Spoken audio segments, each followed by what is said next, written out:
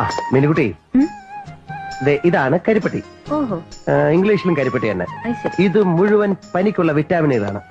പിന്നെ കഴുകി വൃത്തിയാക്കിയ ഒരു സ്റ്റീൽ ചരുവത്തിൽ, സ്റ്റീൽ ആകണമെന്നില്ല, പിത്തളയാകാം, 1.5 ഗ്ലാസ് വെള്ളം എടുക്കുക. എന്നിട്ട് ഈ കരിപ്പട്ടി വിറ്റാമിൻ അതിലിടുക. എന്നിട്ട് സ്റ്റൗവിൽ വെക്കുക. സ്റ്റൗവിൽ വെച്ചാൽ മാത്രം പോരാ, കത്തിക്കണം. കത്തിക്കാം. എന്നിട്ട് ഇങ്ങനെ കത്തിക്കണം. എന്നിട്ട് 1 മിനിറ്റ്. ഇതെന്താണെന്നറിയോ? തുളസി.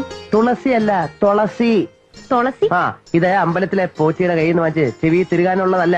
ഇത് നിറയെ മഹാരോഗങ്ങൾക്കുള്ള വിറ്റാമിനുകളാണ്. അത് ശരി. ആ വെട്ടി തിളയ്ക്കുന്ന ചൂടുവെള്ളത്തില് തുളസി ഇല ഓരോന്നായിട്ട് ഇങ്ങനെ ഇടണം. ശരി.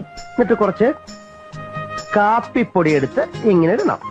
എന്നിട്ട് കുറച്ച് കുരുമുളകും കുറച്ച് ചുക്കും ഇങ്ങനെ ഇടണം.